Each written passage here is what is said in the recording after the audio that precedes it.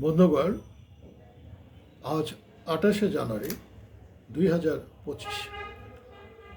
আমি আপনাদের সামনে দু একটা কথা, বৈষম্যের বিষয়ে দু একটা কথা বলার জন্য উপস্থিত হয়েছি। আপনারা ইতিমধ্যে অনেক ভিডিও, অনেক টকশোতে অনেক কথা বৈষম্য সম্পর্কে, স্বৈরশাসন সম্পর্কে আপনারা অবহিত হয়েছেন, আপনারা জানতে পারছেন, শুনতে পাচ্ছেন। আমি একটু ভিন্ন প্রেক্ষিতে বলতে চাচ্ছি বৈষম্য সম্পর্কে। আমরা যারা 1950 থেকে 60-65 সময়ের মধ্যে জন্মগ্রহণ করেছিলাম, আমরা পাকিস্তান দেখেছি। 1947 সনে ব্রিটিশ চলে যাওয়ার পরে ভারত ভাগ হয়ে যায়, স্বাধীন হয়। তো পশ্চিম পাকিস্তান, পূর্ব পাকিস্তান মানে বাংলাদেশ নিয়ে পাকিস্তান সৃষ্টি হয়, আর ভারত আলাদা হয়ে যায়।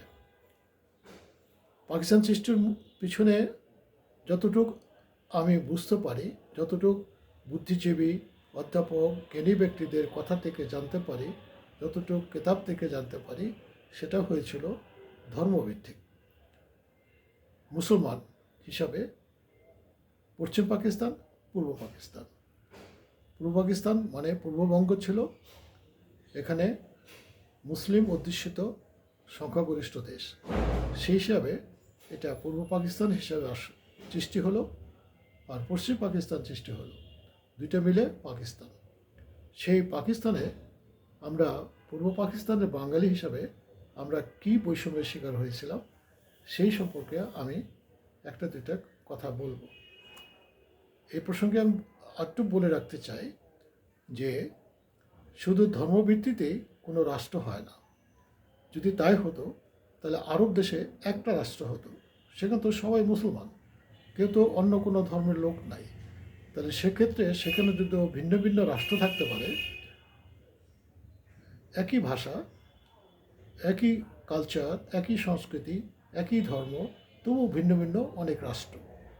তো সেই হিসাবে আমরা পূর্ব পাকিস্তান তথা বাংলাদেশের আমরা বাঙালি, আমরা বাংলায় কথা বলি, আমাদের ধর্ম, আমাদের সংখ্যাগরিষ্ঠ ধর্ম ইসলাম, কিন্তু এখানে অন্যান্য ধর্মাবলম্বীও বসবাস করে, এবং আমাদের ভাষা এক, আমাদের সংস্কৃতি এক, আমাদের পোশাক এক।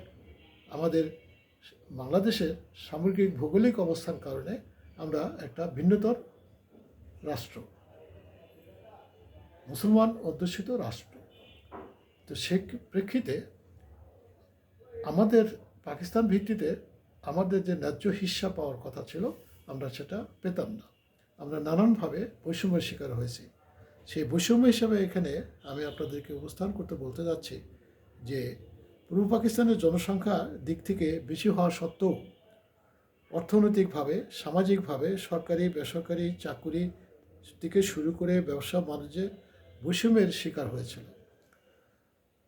উদাহরণস্বরূপ বলবো, 1950-1955 পঞ্চবার্ষিকী রাজস্ব বরাদ্দে পূর্ব পাকিস্তানের জন্য ছিল 524 কোটি টাকা, আর পশ্চিম পাকিস্তানের জন্য ছিল 1129 কোটি টাকা। এখানে আপনারা খেয়াল করবেন, পূর্ব পাকিস্তানে কিন্তু জনসংখ্যা বেশি ছিল, পূর্ব পাকিস্তান থেকে বৈদেশিক মুদ্রা আয় হতো বেশি, কিন্তু রাজস্ব বরাদ্দের ক্ষেত্রে আমরা অর্ধেকের কম আমাদের বরাদ্দ দেওয়া হয়েছে। আমাদের এই বৈষম্য শিকার কিন্তু আমরা সেখান থেকেই শুরু হয়ে গেল।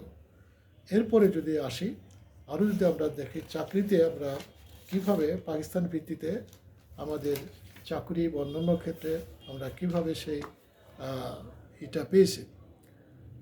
এখানে একটু উদাহরণস্বরূপ বলতে চাই, দেশ রক্ষা খাতে আমাদের চাকরিতে পূর্ব পাকিস্তানের ছিল 8.1%।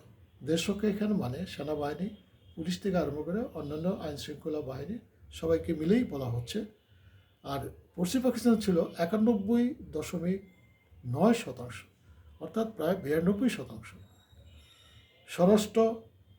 স্বরাষ্ট্র ক্ষেত্রে, স্বরাষ্ট্র ব্যবস্থাপনায় আমাদের অংশগ্রহণ ছিল 22.7%, আর অন্যপক্ষে পশ্চিম পাকিস্তানে ছিল 77.3%।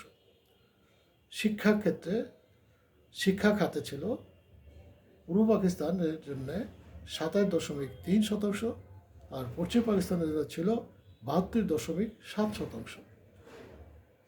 আর স্বাস্থ্য খাতে আমাদের জন্য, পূর্ব পাকিস্তানের জন্য, বাংলাদেশের জন্য ছিল 19%, আর পশ্চিম পাকিস্তানের ছিল 81%।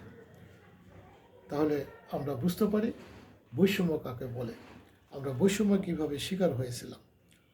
আর সেই ক্ষেত্রে দেখেন 1970 সনের জাতীয় নির্বাচনে কিন্তু বাংলাদেশ আওয়ামী লীগ পূর্ব পাকিস্তানের জন্য বরাদ্দকৃত 162 আসনের মধ্যে 160টি আসন তারা জয়লাভ করে।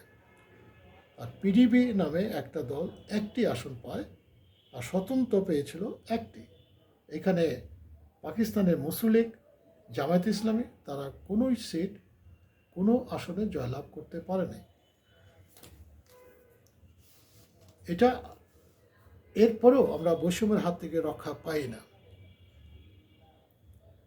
পাকিস্তানের কেন্দ্রীয় সরকারের বিরুদ্ধে পূর্ব পাকিস্তানকে আপামর জনতা বিক্ষুব্ধ হয়ে ওঠে। এই অমানবিক, এই বৈষম্যমূলক আচরণের জন্য মানুষজন ক্ষুব্ধ হয়, এবং সেই সময় অন্যান্য নেতৃবৃন্দের মধ্যে মৌলানা ভাসানী, শহীদ সোহরাওয়ার্দী থেকে শুরু করে একে ফজল হক থেকে শুরু করে আরও অন্যান্য জাতীয় নেতার সাথে শেখ মুজিবুর রহমান উনি সামনের কাতারে চলে আসেন, এবং উনি 6 দফা বৈষম্যের বিরুদ্ধে 6 দফা উনি দাবি পেশ করে বৈষম্যের বিরুদ্ধে আন্দোলন শুরু করেন, এবং গণ অভ্যুত্থানের সৃষ্টি হয়ে যায়।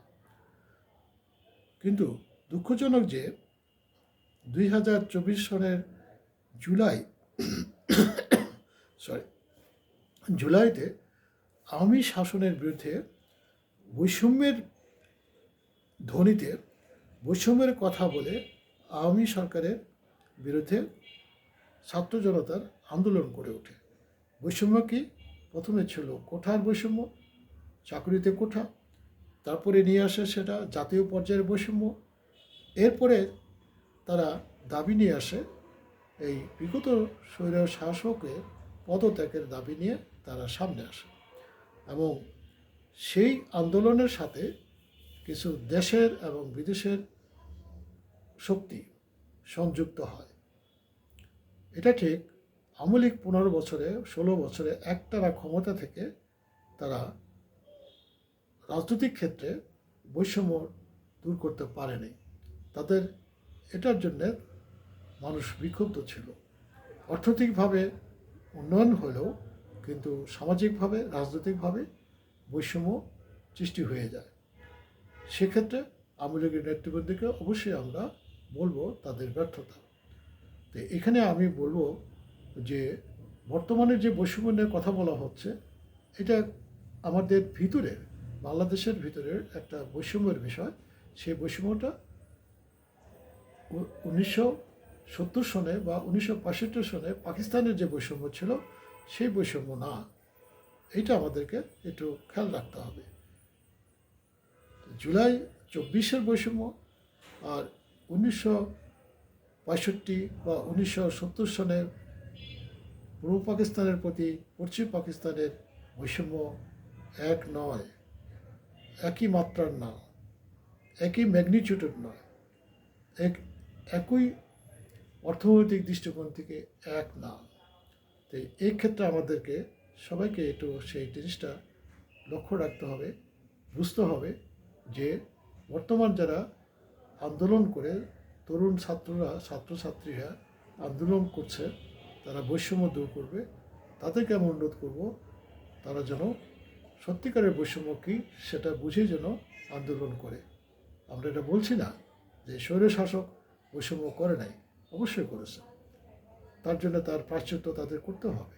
কিন্তু তাই বলে বাংলাদেশের ইতিহাস, বাংলাদেশের মুক্তিযুদ্ধ, বাংলাদেশের সংস্কৃতি, বাংলাদেশের যে দীর্ঘদিন ধরে গড়ে উঠেছে যে শিক্ষা ব্যবস্থা, সেগুলিকে আমরা মুছে দেব, সেটা কিন্তু বৈষম্য হবে না, সেটা বৈষম্য দূর হবে না, আর বৈষম্য প্রকট আকার ধারণ করবে।